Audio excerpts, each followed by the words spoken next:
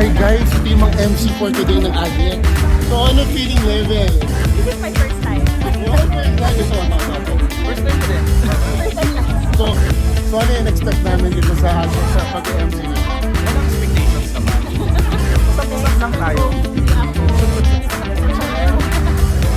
Okay. So sige, abangan natin ito ang dynamic ko. Paligurado masaya.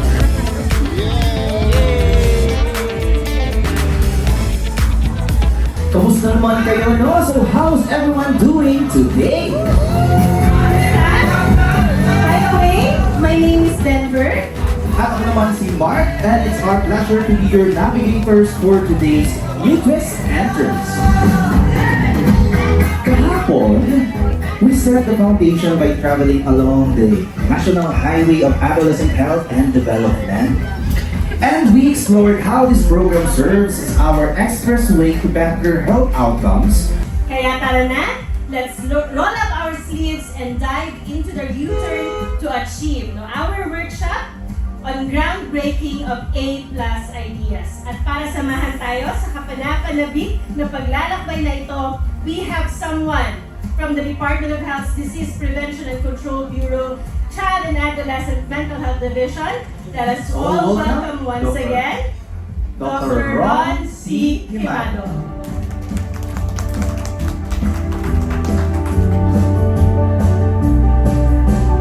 Uy, maternal health Magalit si Waisa. Ayun o. Hi mga katitumyel, kasama ko mga taga CPD. Papakilala sila. Masayang pamilya! Masayang pamilya! Sabihin naman ang pangalan. Ay, ako po si Mai from CPD. I'm Grace from CPD. So, itong mga CPD dito, napaka-popular nito online at offline in promoting population development. Ano ang focus nyo ngayon? Parang lahat na yata ng stasyon, nakikita ko kayo. Oo. So, ang focus namin ngayon ay talagang enable yung institutions para sa people-centered development. So, andyan pa rin naman kami para sa mga couples, sa individuals, at sa mga kabataan. Doc! Uy, ano ba yung people-centered? Parang ang lalim yata niya. Grace, explain. Oh, Ang explain. tao ang sentro ng pagpapaunlad. Wow, I love it. Parang masang-masang dating. So sa ngayon, sino mga target population nyo? So, ayan, yung ating mga couples, no? Yung women of reproductive age, ang kanilang mga partners, mga individuals.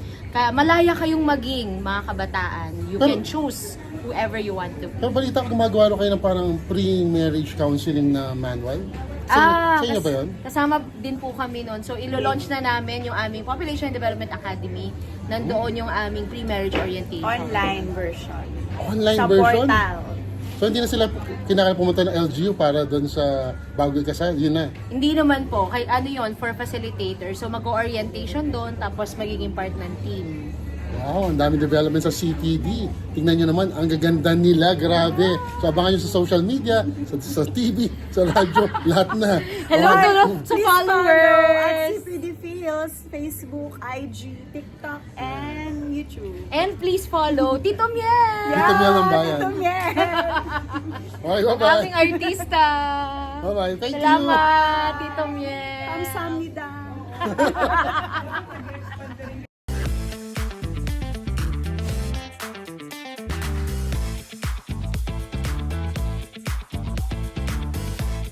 Walang papara at walang bababa dahil sama-sama at sabay-sabay tayong bagyahe.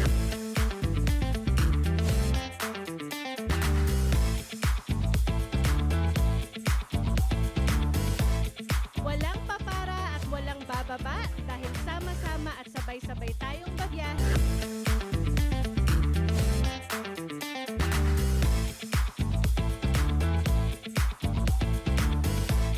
Walang papara at walang bababa dahil sama-sama at sabay-sabay tayong bagyahe.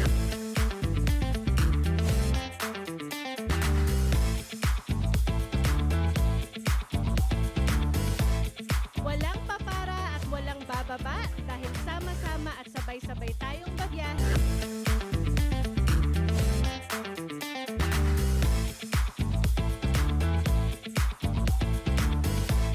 Walang papara at walang bababa dahil sama-sama at sabay-sabay tayong bagyahe. Welcome ang tito ng bayan, Iyahan Dr. lang Mel namin Nora. sa Palakpakan naman. Asset Road.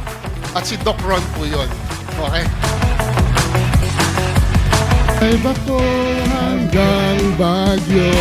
Asset is for adolescent because adolescents are assets of the future. And lastly, asset is for adolescent because adolescents are assets of the future. Thank you. Thank you so much, Doc Yel.